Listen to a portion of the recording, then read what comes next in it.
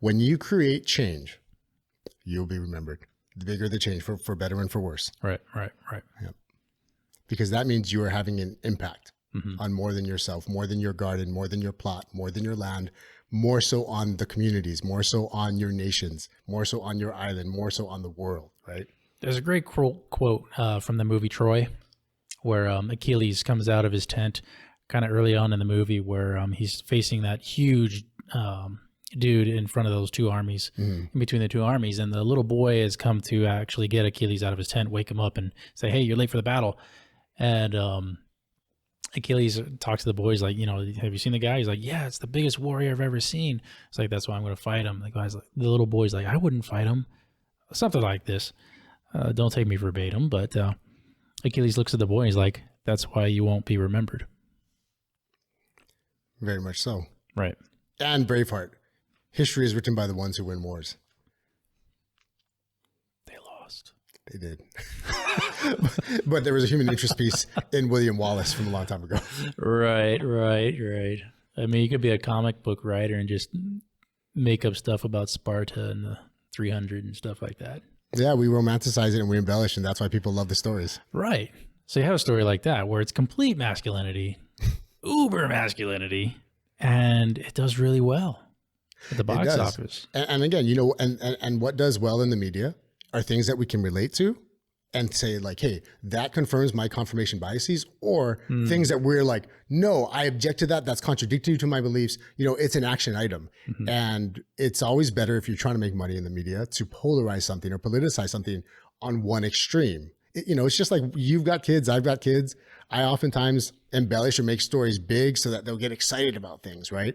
But action sells, Well, that's another point we could dive off on, because I look at Star Wars, look at the sequel trilogies, where some people are saying that the fans just can't grasp a strong female lead. It's like, no, you have all these other female leads in the Star Wars universe prior to that were awesome. Yep. And then you have this one who's just it's just not written well. The story, the plot line, everything leading up to the very end of the third, or what is it now, the 9th movie? It just wasn't written well. But the Disney and the producers and everything, they don't see that the fans are like an outrage. It's like, no, it's not that we don't like a female lead. We can totally have a female lead. We have other female leads that we do like and have cherished throughout my entire life. Like, this one just sucks. Right. And that may be just happenstance. Right. Why somebody doesn't like a movie is always going to be complex. Right. Because they're all looking for, here's why I didn't like it. Right. And then The Mandalorian comes out and you have another very strong female lead character in that. And people fall in love with her. Which I've seen none of. Oh, gee. Okay. So, well. Interesting enough, we were talking about this off screen as well. Yeah. Just started rewatching Game of Thrones. Because I've seen it now, and I'm rewatching it right now. And sorry, spoiler. If anybody hasn't. There's no more spoilers in Game of Thrones. If you haven't been there yet, too late. Who generally ended up making it? Almost every minority demographic. Tyrion, the dwarf. Jon Snow, the bastard. Daenerys, Cersei. No, all the female leads. Cersei didn't make it. Well, not making it, but making it to the 7th, 8th season. Like, who was able to retain their power and continue to make it throughout the series. It's more so like, who survived? Like Littlefinger. Littlefinger survived till about the 7th or 8th season, right?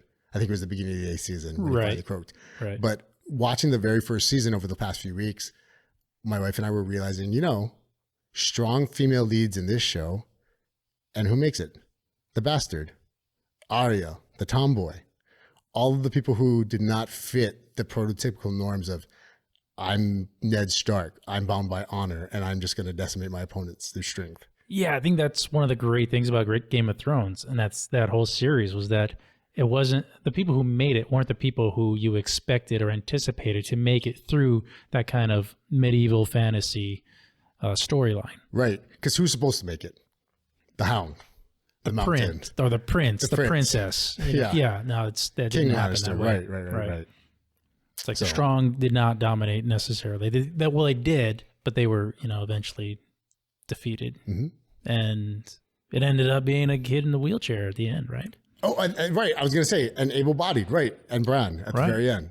So yeah, we that was like a 10-minute conversation after like the first season or something. My wife and I, like, well, who kind of makes it furthest in the story? And we're like, you know, all the main characters, all the ones in the beginning of the show who are showing their strength, you know, they end up dying. So yeah. Yeah, it's an interesting one there. If you haven't seen Game of Thrones yet, people Yeah, definitely can't show it to the get kids, on but it. I would definitely enjoy, you know, when my kids are old enough to watch it and if they're interested in it, you know, having conversations about it. And that's another show where like clearly there are instances of male dominance, Absolutely. toxic masculinity. And that show's like done so well. So is that something that like society wants to see? Not necessarily wants as in our society and happening in our society, but you know, do we look at that and you know, we're entertained by that? I think you can be entertained by it, you know, and again, it's always comparing your beliefs versus what you don't believe. You know, you'll have a strong reaction if it strongly confirms your belief or if it strongly contradicts your belief. So yeah,